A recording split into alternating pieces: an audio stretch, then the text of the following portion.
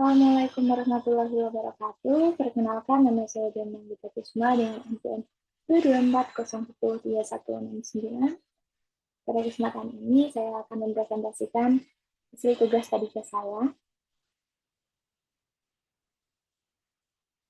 Nah, di sini masalah yang saya identifikasi adalah terkait dengan jenis-jenis komunikasi yang meliputi komunikasi verbal lisan, komunikasi nonverbal, dan komunikasi horizontal.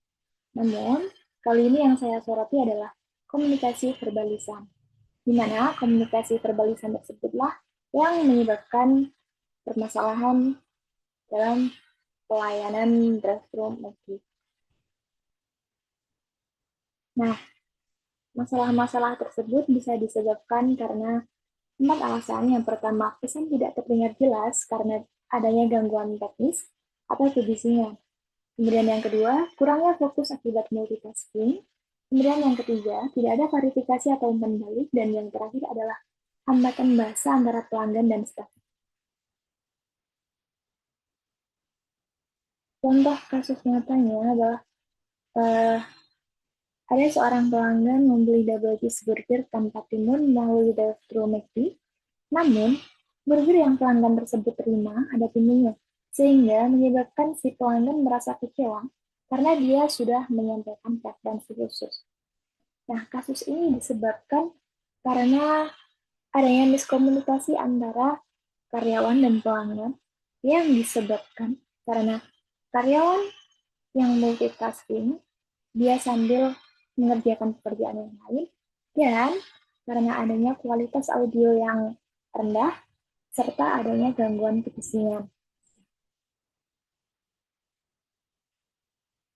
Nah, solusi untuk mengatasi permasalahan tersebut adalah yang pertama, memberikan pelatihan aktif listening dan klarifikasi pesan,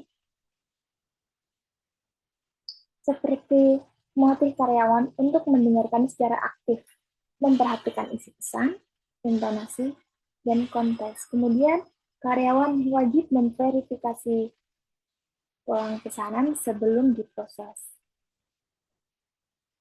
Kemudian yang kedua, menerapkan teknologi visual di drive-thru.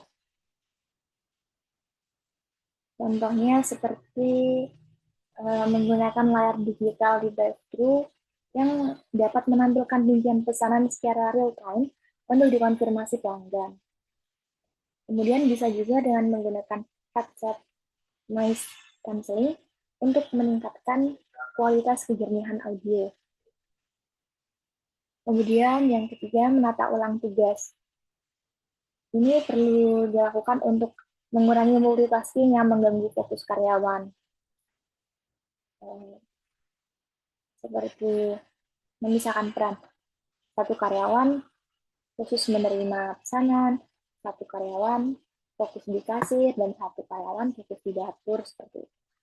Kemudian selanjutnya, SOP komunikasi. Ini dapat menciptakan konsistensi dalam proses komunikasi. Yang mana SOP tersebut harus mencakup langkah-langkah komunikasi seperti menyapa, mendengarkan, mengulang pesanan, dan memberi ucapan penutup yang sopan. Kemudian yang terakhir adalah meningkatkan keterampilan bahasa.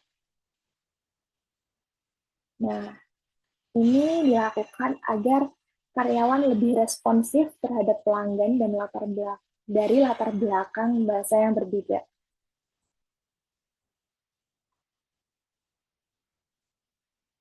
Kemudian, cara mengukur keefektifan solusi tersebut ada 3, yaitu yang pertama survei kepuasan pelanggan. Jadi nanti pelanggan yang datang itu akan diberikan kertas untuk survei tentang kepuasan mereka terhadap pelayanan pihak negeri tersebut. Kemudian yang kedua, observasi langsung. Ini nanti atasan langsung turun ke lapangan untuk melihat apakah solusi tersebut sudah efektif. Kemudian yang terakhir, dengan melihat data jumlah pelanggan yang komplain.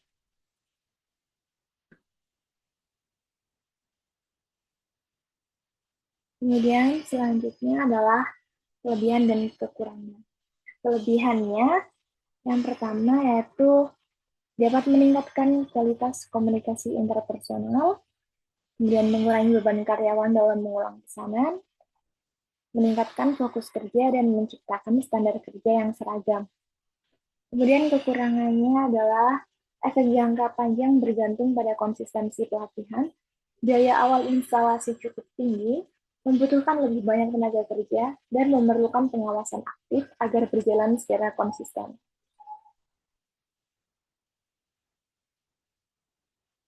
Nah, kesimpulan dari